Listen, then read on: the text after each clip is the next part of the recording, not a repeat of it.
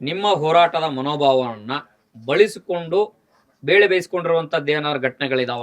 ಖಂಡಿತ ಇದೆ ಸರ್. ನನಗೆ ಗೊತ್ತಿಲ್ಲದಂಗೆ ನನ್ನ ಹೆಸರನ್ನು ದುರ್ಬಳಕೆ ಮಾಡಿಕೊಂಡು ಅವರ ವೈಯಕ್ತಿಕ ಕೆಲಸಗಳನ್ನು ಲಾಭಗಳನ್ನು ಪಡ್ಕೊಂಡು ಸಾಕಷ್ಟಿದೆ. ಸೊ ಅದ್ರ ಬಗ್ಗೆ ನಾನು ಸಾಕಷ್ಟು ಹೇಳಿಕೆನ ಕೊಡ್ತಾರೆ. ಈಗ ಇತ್ತೀಚೆಗಂತೂ ನನ್ನ ಹೆಸರಿನಲ್ಲಿ ಅರ್ಜಿಗಳು ಬರೆಯುವಂಥದ್ದು ಜಾಸ್ತಿ ಆಗ್ತದೆ. ಸೊ ನನ್ನ ಹೆಸರಲ್ಲಿ ಅರ್ಜಿ ಕೊಟ್ಟರೆ ಬೇಗ ಕ್ರಮ ಆಗುತ್ತೆ ಅಥವಾ ಅಧಿಕಾರಿಗಳು ಬೆಲೆ ಕೊಡ್ತಾರೆ ಅನ್ನೋ ಕಾರಣಕ್ಕೆ ಸೊ ನನ್ನ ಹೆಸರಲ್ಲಿ ಇದು ಮಾಡೋದು. ಈಗ ಅದ್ರ ಬಗ್ಗೆಯೂ ಕೂಡ ಹೋರಾಟ ಮಾಡ್ತೀನಿ. ಆದರೆ ಅಲ್ಲಿ ಏನು ಸಮಸ್ಯೆ ಆಗಿದೆ ಅಂದರೆ ಅವ್ರಿಗೆ ಯಾರು ಅಂತ ಗೊತ್ತಾಗ್ತಿಲ್ಲ. ಈಗ ನಮ್ಮನೆ ವಿಳಾಸ ಕೊಡ್ತಾರೆ, ನನ್ನ ಹೆಸರು ಬರ್ತಾರೆ, ನನ್ನ ಫೋನ್ ನಂಬರ್ ಕೊಟ್ಟರೆ ಎಲ್ಲ ಕೊಟ್ಟಿರ್ತಾರೆ. ಆದ್ರೆ ನಿಮಗೆ ಬರಬೇಕಲ್ಲ. ಅದೇ ಉತ್ತರಗಳು ನನಗೆ ಬರ್ತದೆ. ಆದರೆ ಯಾರು ಹತ್ರ ಬರೀತಾರೆ ನಂಗೆ ಗೊತ್ತಾಗಬೇಕಲ್ಲ. ಅಲ್ಲ, ಯಾರೇ ಉತ್ತರ ಬರೆದ್ರು ನಿಮ್ಮನೆಗೆ ಬರಬೇಕು. ಹೌದು ಸರ್, ನಮ್ಮನೆಗೆ ಉತ್ತರ ಬರ್ತದೆ. ಆದರೆ ಅನಾವಶ್ಯಕ ನನ್ನ ಹೆಸರಲ್ಲಿ ಬೇರೆ ಏನೋ ಇದಾಗುತ್ತಲ್ಲ, ವ್ಯವಹಾರಗಳಾಗುತ್ತಲ್ಲ, ಅದು ಕೆಲಸ ದೊಡ್ಡ ಸಮಸ್ಯೆ ಆಗಿಬಿಡ್ತದೆ.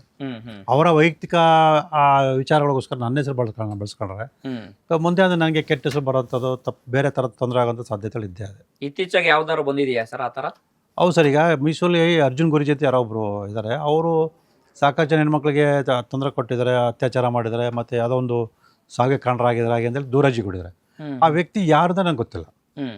ಯಾವಾಗ ಈ ಥರ ದೂರರ್ಜಿ ಕೊಟ್ಟಿರೋ ಕಂಡ್ಮೇಲೆ ನಾನು ವಿಚಾರಿಸಿದಾಗ ಮೈಸೂರು ವಾಸಿ ಇದ್ದಾರೆ. ಅವರು ಸಾಕಷ್ಟು ಜನ ಬಂದು ಹೋಗ್ತಾರೆ, ಏನೋ ಜ್ಯೋತಿಷ ಹೇಳ್ತಾರೆ, ಏನೋ ಪೂಜೆಗಳು ಮಾಡ್ತಾರೆ ಏನು ಬಂದಿದೆ. ಅವರು ನನ್ನ ಹೆಸರಲ್ಲಿ ಸಾಕಷ್ಟು ದೂರುಗಳನ್ನು ಬರ್ತಾರೆ ಎಲ್ಲ ಸ್ಟೇಷನ್ಗಳಿಗೆ. ನಾನು ಹೋಗಿ ಸ್ಟೇಷನ್ಗೆ ಹೇಳಿಕೆ ಕೊಡುವಂಥದ್ದು, ಬರೆಯುವಂಥದ್ದು, ಇದು ಸಮಸ್ಯೆ ಆಗ್ಬಿಟ್ಟಿದೆ.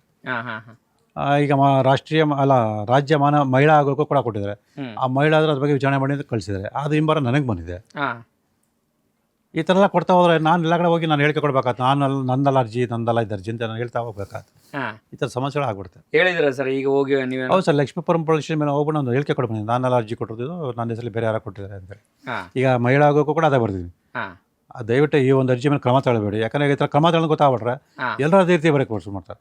ಹಾಗಾಗಿ ನನ್ನ ಹೆಸರು ಮತ್ತೆ ನಾನು ನನ್ನ ಸಾಮಾಜಿಕ ಜಾಲದ ಮೂಲಕ ಹೇಳಿದ್ದೀನಿ, ನನ್ನ ಹೆಸರು ಯಾವ್ದು ಅರ್ಜಿ ಬಂದರೆ ದಯವಿಟ್ಟು ನನಗೆ ದೂರವಾಣಿ ಕರೆ ಮಾಡಿ, ನಾನು ಬರ್ದಿನ ಇಲ್ಲಿ ಬಂದು ಖಚಿತವಾಗಿ ಮುಂದುವರಿರಿ ಅಂತೇಳಿ.